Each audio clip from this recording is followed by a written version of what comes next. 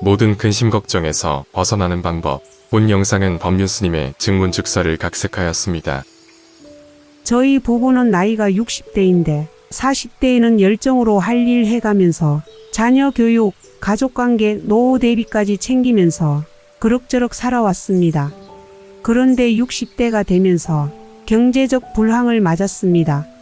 투자해 놓은 것도 다 잃어버리고 직장도 그만두게 되고 자식 결혼도 고민이어서 정신적, 육체적 고통을 겪었습니다. 정신적으로 전문가에게 상담도 받으면서 지금까지 왔습니다.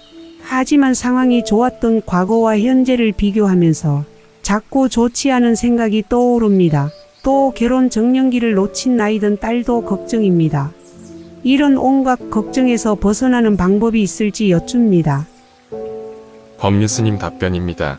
사업을 잘해서 100억 정도 모았고 큰 집도 있고 사회적 지위도 가졌는데 교통사고가 나서 55세쯤 죽는 것하고 재산은 몽땅 날렸고 딸도 아직 시집을 못 갔지만 그래도 지금까지 안 죽고 건강하게 살고 있는 것하고 굳이 선택하려면 어느 쪽이 낫겠습니까? 당연히 후자일 것입니다.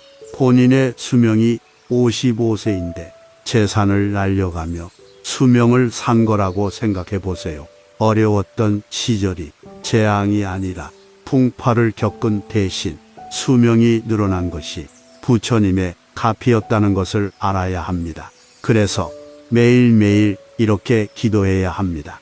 부처님, 오늘도 제가 두 눈이 있어서 볼 수 있고 두 귀가 있어서 들을 수 있고 두 다리가 있어서 걸을 수 있고 이렇게 밥을 먹고 살 수 있다는 것에 감사합니다. 재산이 어떻고 우리 딸이 어떻고 하는 얘기는 빼고 내가 오늘 또 건강하게 살 수 있었다고 감사 기도만 하면 됩니다. 오직 살아있는 것만으로도 감사하다고 부처님께 기도하면 그 복잡한 것들이 저절로 해결이 될 겁니다. 불자이든 아니든 관계가 없습니다. 교회에 다니시면 하나님께 아니면 산신님, 칠성님 모든 상관없이 감사하다고 기도하면 됩니다. 오직 살아있다는 것만으로도 감사함을 알아야 합니다. 혹시 교회에 다니신다면 하나님의 엄청난 은혜를 입은 거고 불교로 말하면 부처님의 가피를 입었다는 의미입니다. 지금 내가 무슨 은혜를 입었는지 어떤 가피를 입었는지 전혀 모르고 있기 때문에 이런 얘기를 하는 겁니다. 자신이 과거에 지은 인연을 알고 과오를 안다면 이런 생각이 들지 않을 겁니다. 인연을 모르니 원망하면서 나는 왜 이리 살아야 되나 생각하게 되는 겁니다. 그러니까 지금도 하루하루 살아있는 동안에 조금이라도 은혜를 갚아야 되겠다고 생각하면 세상살이에 구애받지 않게 된다는 말입니다. 60대가 되어서도 이렇게 집착을 하면 안 됩니다. 집착을 내려놓으면 또 열심히 사라집니다. 살아있으니 구박도 받고 살아있으니 비난도 받는 것이지 죽으면 그럴 일이 뭐 있겠습니까? 다 살아있는 그 복 위에서 일어나는 작은 손실일 뿐입니다. 살아있다는 것 자체의 복이 100이라면 이런 손실들은 1, 2에 불과합니다. 작은 손실에 집착하기 시작하면 큰 것을 이룰 수 있습니다. 그렇게 어리석게 살면 안 됩니다. 그러니까 부처님이든 하느님이든 자신에게 주어진 복으로 자기가 지은 과거의 인연 이렇게 탕감하며 살고 있다고 생각하면 됩니다. 본인이 지은 과보를 온전히 다 돌려받는다고 한다면 얻게 될 고통은 이 정도가 아닙니다. 일건 먹은 물고기와 짐승들의 원한을 생각해 보세요. 모기가 조금 문다고 탁 때려서 죽여버린 것을 생각해 보세요. 이렇게 지은 죄를 다 받으면 이로 말할 수 없습니다. 그러니까 여러분들은 이미 엄청난 복을 받았고 그 과보를 탕감받고 또 탕감받으면서 사는 겁니다. 부처님이 자비하시니까 탕감받는 것이지 저의 성질 같으면 모든 과보를 다 줘버릴 것입니다.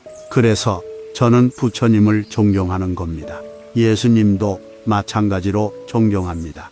제가 예수님을 칭찬하는 이유가 십자가에 대신 못 박혔는데도 주여 저들을 용서하소서 하시지 않습니까?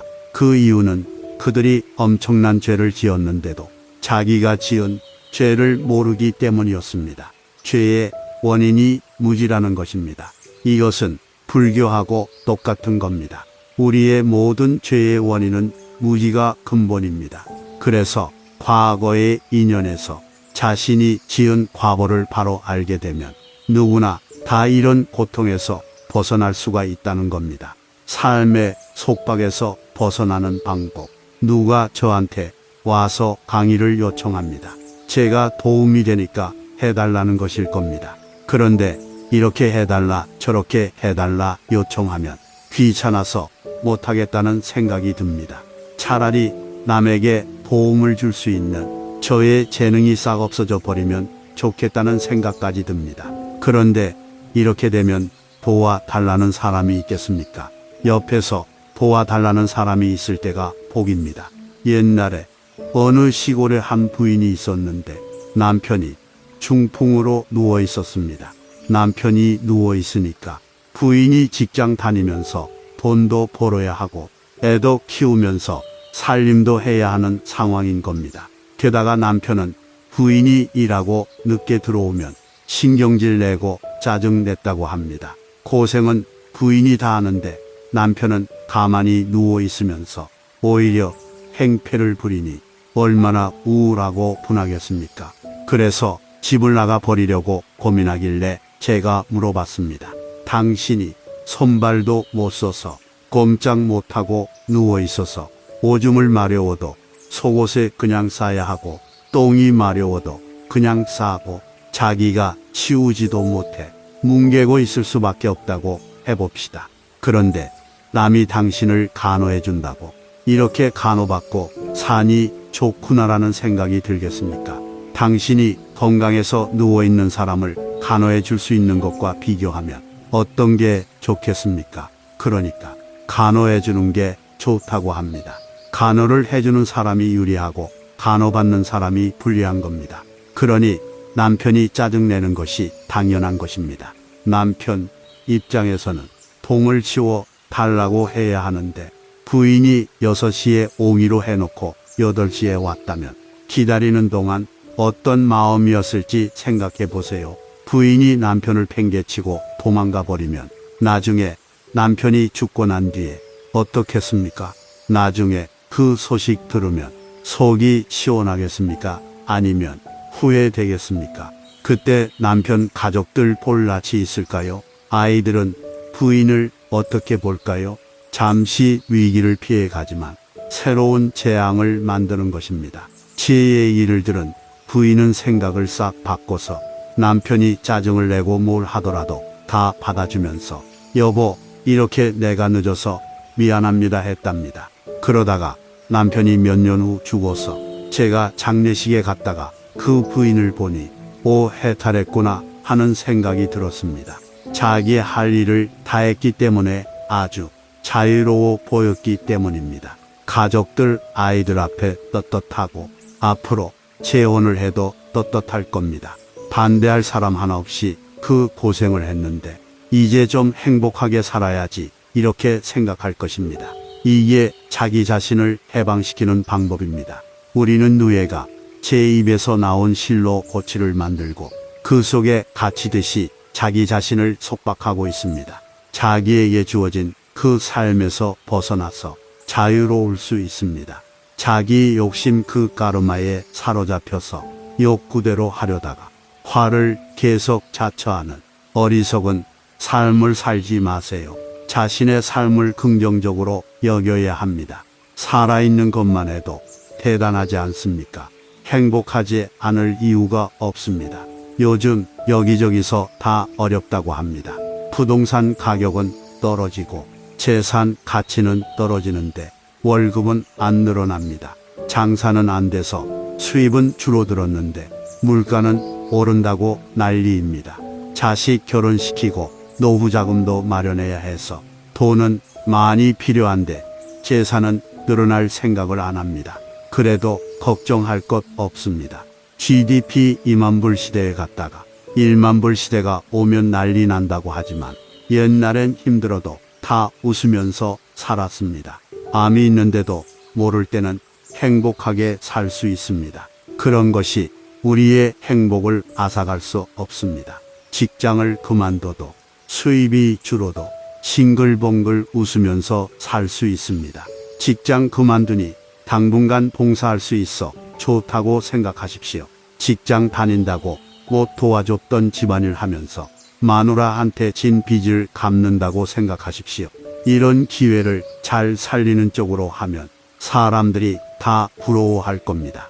지금 자기 수입은 노력이 100이라면 300으로 쳐서 받았던 것입니다. 소위 말하는 거품이었는데 이것이 제자리로 돌아가는 과정입니다. 그래서 지금 어렵다고 생각하지 마시고 기회라고 생각하십시오. 지금까지 살아온 습관을 버리고 긍정적으로 바라보고 살아가면 삶에는 늘 희망의 태양이 떠오릅니다.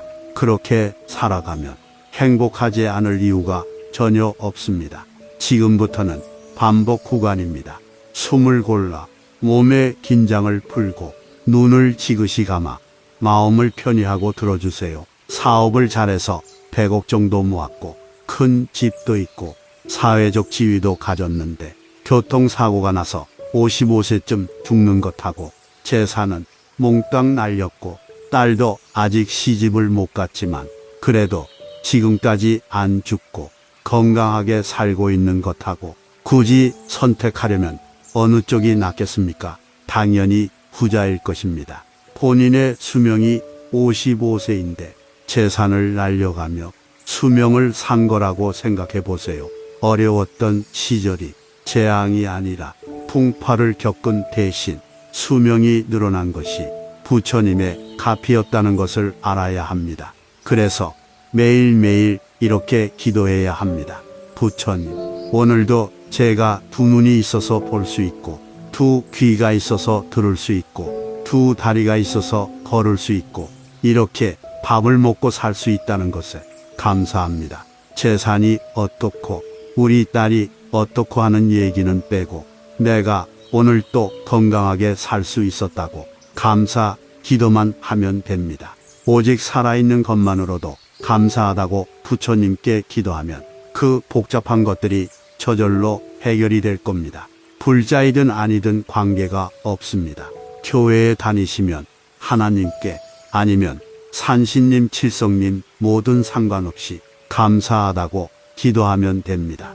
오직 살아있다는 것만으로도 감사함을 알아야 합니다. 혹시 교회에 다니신다면 하나님의 엄청난 은혜를 입은 거고 불교로 말하면 부처님의 가피를 입었다는 의미입니다. 지금 내가 무슨 은혜를 입었는지 어떤 가피를 입었는지 전혀 모르고 있기 때문에 이런 얘기를 하는 겁니다. 자신이 과거에 지은 인연을 알고 과오를 안다면 이런 생각이 들지 않을 겁니다. 인연을 모르니 원망하면서 나는 왜 이리 살아야 되나 생각하게 되는 겁니다. 그러니까 지금도 하루하루 살아있는 동안에 조금이라도 은혜를 갚아야 되겠다고 생각하면 세상살이에 구애받지 않게 된다는 말입니다. 60대가 되어서도 이렇게 집착을 하면 안 됩니다. 집착을 내려놓으면 또 열심히 살아집니다. 살아있으니 구박도 받고 살아있으니 비난도 받는 것이지 죽으면 그럴 일이 뭐 있겠습니까? 다 살아있는 그 복 위에서 일어나는 작은 손실일 뿐입니다. 살아있다는 것 자체의 복이 100이라면 이런 손실들은 1, 2에 불과합니다. 작은 손실에 집착하기 시작하면 큰 것을 이룰 수 있습니다. 그렇게 어리석게 살면 안 됩니다. 그러니까 부처님이든 하느님이든 자신에게 주어진 복으로 자기가 지은 과거의 인연 이렇게 탕감하며 살고 있다고 생각하면 됩니다. 본인이 지은 과보를 온전히 다 돌려받는다고 한다면 얻게 될 고통은 이 정도가 아닙니다. 일건 먹은 물고기와 짐승들의 원한을 생각해 보세요.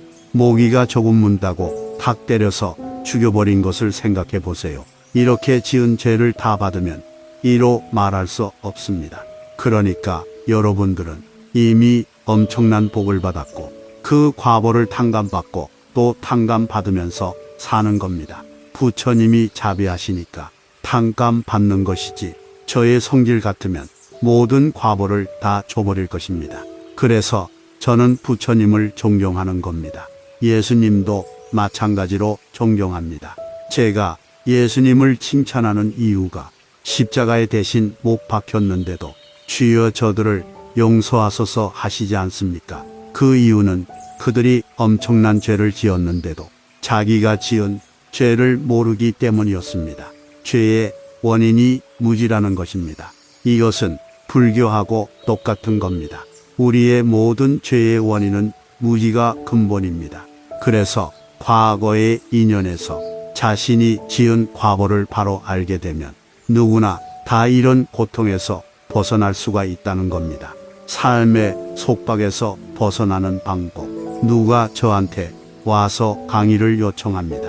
제가 도움이 되니까 해달라는 것일 겁니다. 그런데 이렇게 해달라 저렇게 해달라 요청하면 귀찮아서 못하겠다는 생각이 듭니다.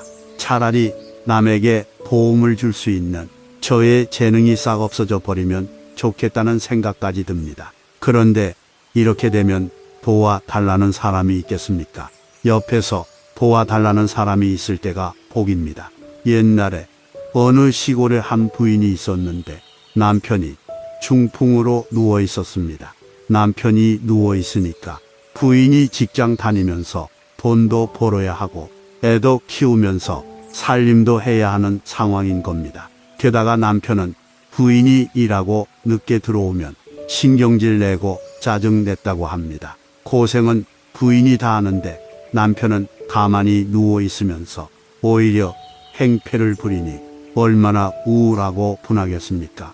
그래서 집을 나가 버리려고 고민하길래 제가 물어봤습니다. 당신이 손발도 못 써서 꼼짝 못하고 누워 있어서 오줌을 마려워도 속옷에 그냥 싸야 하고 똥이 마려워도 그냥 싸고 자기가 치우지도 못해 뭉개고 있을 수밖에 없다고 해봅시다. 그런데 남이 당신을 간호해 준다고 이렇게 간호받고 사니 좋구나라는 생각이 들겠습니까? 당신이 건강해서 누워있는 사람을 간호해 줄 수 있는 것과 비교하면 어떤 게 좋겠습니까? 그러니까 간호해 주는 게 좋다고 합니다. 간호를 해주는 사람이 유리하고 간호받는 사람이 불리한 겁니다. 그러니 남편이 짜증내는 것이 당연한 것입니다. 남편 입장에서는 통을 치워 달라고 해야 하는데 부인이 6시에 오기로 해놓고 8시에 왔다면 기다리는 동안 어떤 마음이었을지 생각해 보세요. 부인이 남편을 팽개치고 도망가 버리면 나중에 남편이 죽고 난 뒤에 어떻겠습니까? 나중에 그 소식 들으면 속이 시원하겠습니까? 아니면 후회되겠습니까? 그때 남편 가족들 볼 낯이 있을까요? 아이들은 부인을 어떻게 볼까요? 잠시 위기를 피해 가지만 새로운 재앙을 만드는 것입니다. 제 얘기를 부인은 생각을 싹 바꿔서 남편이 짜증을 내고 뭘 하더라도 다 받아주면서 여보 이렇게 내가 늦어서 미안합니다 했답니다. 그러다가 남편이 몇 년 후 죽어서 제가 장례식에 갔다가 그 부인을 보니 오 해탈했구나 하는 생각이 들었습니다. 자기의 할 일을 다 했기 때문에 아주 자유로워 보였기 때문입니다. 가족들 아이들 앞에 떳떳하고 앞으로 재혼을 해도 떳떳할 겁니다. 반대할 사람 하나 없이 그 고생을 했는데 이제 좀 행복하게 살아야지 이렇게 생각할 것입니다. 이게 자기 자신을 해방시키는 방법입니다. 우리는 누에가 제 입에서 나온 실로 고치를 만들고 그 속에 갇히듯이 자기 자신을 속박하고 있습니다. 자기에게 주어진 그 삶에서 벗어나서 자유로울 수 있습니다. 자기 욕심 그 까르마에 사로잡혀서 욕구대로 하려다가 화를 계속 자처하는 어리석은 삶을 살지 마세요. 자신의 삶을 긍정적으로 여겨야 합니다. 살아있는 것만 해도 대단하지 않습니까? 행복하지 않을 이유가 없습니다. 요즘 여기저기서 다 어렵다고 합니다. 부동산 가격은 떨어지고 재산 가치는 떨어지는데 월급은 안 늘어납니다. 장사는 안 돼서 수입은 줄어들었는데 물가는 오른다고 난리입니다. 자식 결혼시키고 노후 자금도 마련해야 해서 돈은 많이 필요한데 재산은 늘어날 생각을 안 합니다. 그래도 걱정할 것 없습니다. GDP 2만 불 시대에 갔다가 1만 불 시대가 오면 난리 난다고 하지만 옛날엔 힘들어도 다 웃으면서 살았습니다. 암이 있는데도 모를 때는 행복하게 살 수 있습니다. 그런 것이 우리의 행복을 앗아갈 수 없습니다. 직장을 그만둬도 수입이 줄어도 싱글벙글 웃으면서 살 수 있습니다. 직장 그만두니 당분간 봉사할 수 있어 좋다고 생각하십시오. 직장 다닌다고 못 도와줬던 집안일 하면서 마누라한테 진 빚을 갚는다고 생각하십시오.